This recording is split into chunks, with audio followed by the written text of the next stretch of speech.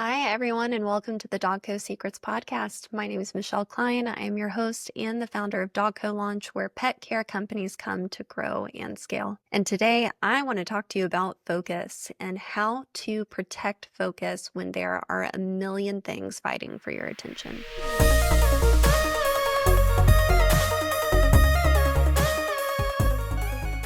All right, so I have to confess something to you. I have been sitting here looking at a to-do list that is shockingly long of my own and wondering where I got in my mind to talk about this as an authority figure, because this actually is a huge piece for me right now. So I am just going to go ahead and let you know.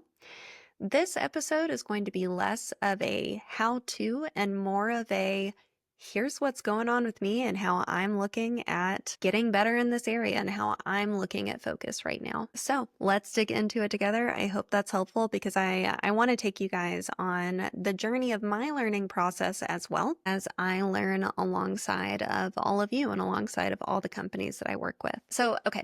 I recently went up to Vegas and then Vancouver to first work with Alex Hormozi, or the Hormozi team, the acquisition.com team. I did get to work with Alex a little bit directly, which was really cool. And then also to work with Evelyn Weiss, who is another coach that I work with. Got a very predominant, overwhelming theme of feedback from them, which both of them actually, which was two things. And I'm going to do more content and kind of deconstructing that experience because it was really impactful for me. And I still feel like a lot of it's sinking in. There were two main things so far I took away from my work with them. The first is if it's working, don't mess with it. Business 101. It is so easy for us to just start dabbling, tweaking. Oh, I see this. It's shiny. I want to move that direction. If it's working, let's not mess with it. So that's principle number one. If you're a pet care business that wants to level up, then this is for you. The DogCo Business Summit is in Winston-Salem, North Carolina, September 26th to the 28th. We still have tickets available, and we just announced that we are going digital. So you can get your in-person ticket or your digital ticket at dogcosummit.com. And then principle number two was this continued theme of coming back to focus. Coming back to how can I better create focus? How can I apply focus more strategically to make sure that the pieces in my business that really need it are getting the focus they deserve and that things are moving more in synchrony together inside of the business with the correct focus applied. So there are 5 questions that I personally am wrestling with that I thought I'd bring you along with me on, all related to focus and all related to kind of pulling our focus back in when it has gotten spread thin. And I think something I'm realizing is that the default state of at least myself, but most people I know too, is for there not to be focus unless there's a lot of intentionality. And I think that's really important to acknowledge because I think sometimes we can trick ourselves into thinking, or I should speak for myself. I like to trick myself into thinking that, oh, I'm a naturally focused person, but then all these things kind of pull at my attention. But it's really humbling when I have these spare moments of freedom of attention and realizing I am just still quite as scattered. And maybe the way that focus is happening in my business is more of a reflection of me and of my skill set in this area, which is one that I want to grow and needs to grow. So first things first, the first question I am asking myself, and this came up a lot when I was talking with Alex and his team, is what is driving the most impact? And do I have clarity on that in my own business? This feeds into this idea of the first thing that I took away of if it's working, let's not mess with it.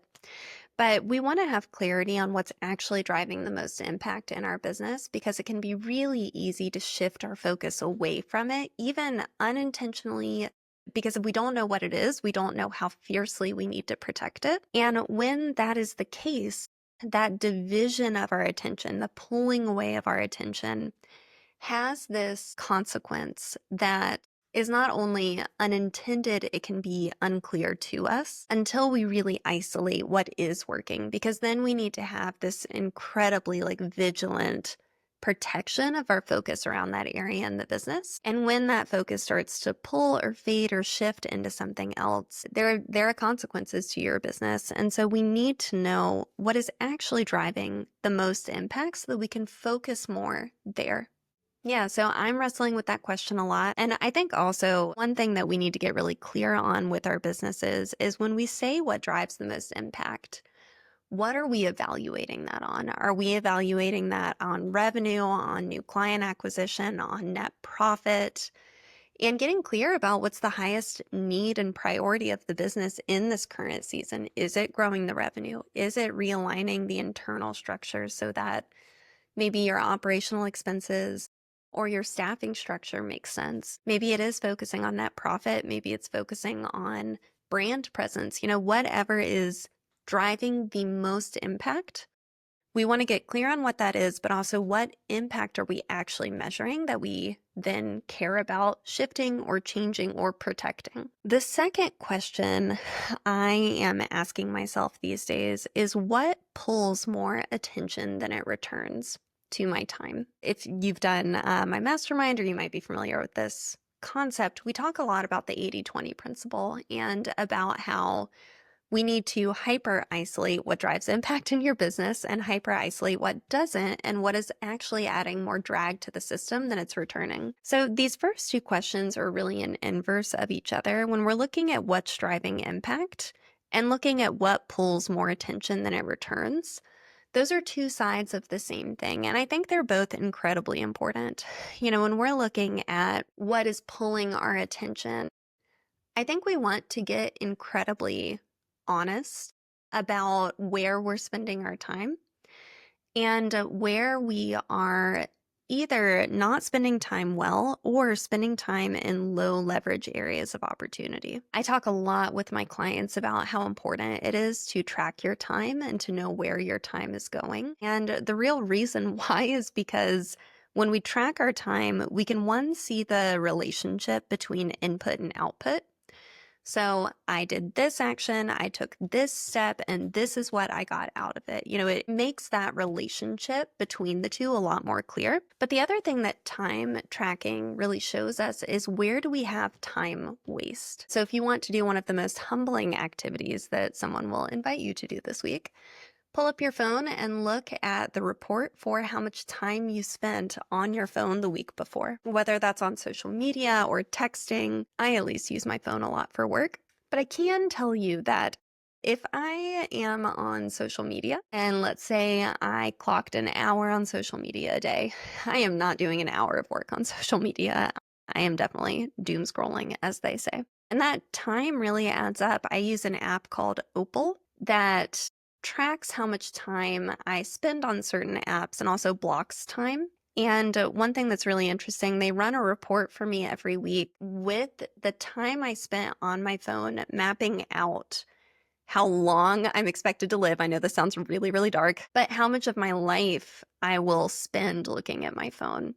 And when I first started, it was estimating 23 years of time, which is wild, but that's pretty average. I was spending 3 to 4 hours a day on my phone.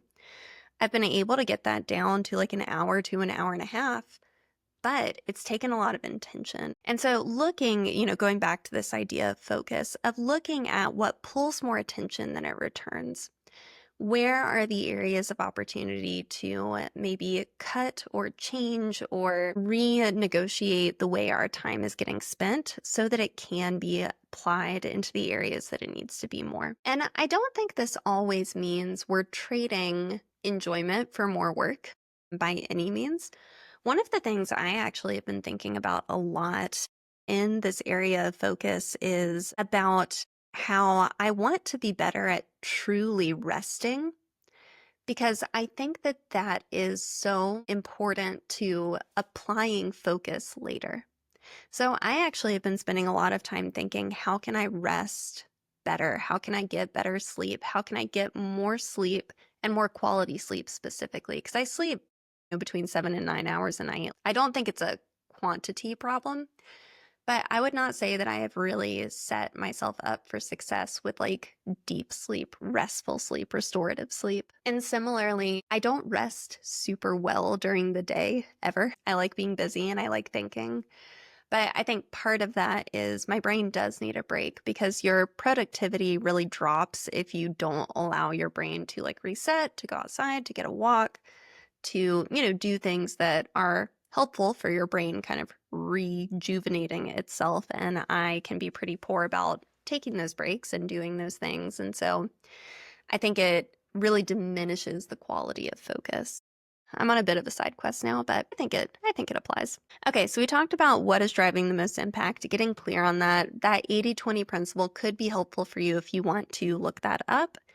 And then also looking at what is pulling more attention than it is returning to me. The third question that is a really uncomfortable one for a lot of business owners, but I think is really important to think about is what can you afford to deprioritize? So oftentimes really high achieving people like to believe that they can do it all and like to pretend that they don't have constrictions on time, effort, energy, focus. And oftentimes they can do quite amazing things. And if everything's a priority, nothing is. And so what can afford to be deprioritized? I've talked about this metaphor several times, but I really like it, so I always come back to it. That I had an English teacher in high school who would talk about, like, so say life is juggling, learning how to juggle. And there are certain balls that you are juggling that are glass and certain ones that are plastic. And the art form is knowing which ones can afford to be dropped because the plastic balls will bounce back up. The glass balls will shatter. And I think there's kind of a secondary question to this of if something is flexible enough to be prioritized, should it be there to begin with? Like, should I just cut it? That is something that I think is worth asking. There's a thought principle called the sunk cost fallacy, which is where people tend to have a belief of, well, since I've put some form of effort into this, I need to see it through. And oftentimes the better call for applying resources and for deciding what should be a priority and should be a focus is to actually just cut. So looking at what can we afford to deprioritize. And then I think the secondary sub question is, should it be here at all? Should this be something I am at all doing? Does it drive any return, any meaningful return? Is the effort truly worth the outcome? Are good questions to ask. The fourth question I've been asking myself is what cannot afford to be deprioritized? So what has to stay protected? What has to stay in this arena of focus? This is close to the first question we started with of what is driving the most impact. But it's slightly different because I think it helps you see what are my personal priorities related to the work that I do and related to what I enjoy, what brings meaning in my work. This is something that I've been thinking about a good bit because as DogCo grows and I'm figuring out, what my programs look like and what my courses look like and things like that, I want to make sure that I'm not just making decisions based off of what would be the quote unquote best business way to do this, but also what do I enjoy? Like, I know that I will never be the type of coach consultant that's fully inaccessible or disconnected from clients because I just don't enjoy doing business that way. It's not fun for me. And not that everything in business will or should be fun, but if we can make it more fun than less, why would we not?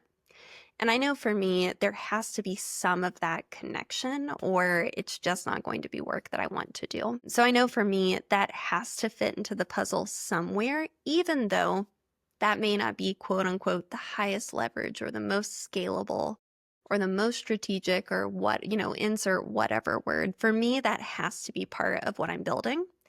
Because if it's not, I'm just not going to enjoy this work and it matters that I do, or it matters to me. So what can we afford to deprioritize and what can we not afford to deprioritize, and getting incredibly clear on that. I was working with a client recently who was going through a pretty significant season of burnout. She'd been really pushing hard for about a year and then just kind of hit a wall. She was sharing with me about it and she was saying, I've realized that I need a day where I'm out in nature. I need a day where I am outside, where I'm going for a hike. And I thought that was so insightful because that needs to be on her priority list. That's how she stays well. And I think we all have that thing for us of this just can't get deprioritized. It either will have too much of an impact on the business or too much of an impact on me for that to be a sustainable or a wise decision. And then finally, coming back to this idea of time. So the fifth category I'm looking at is,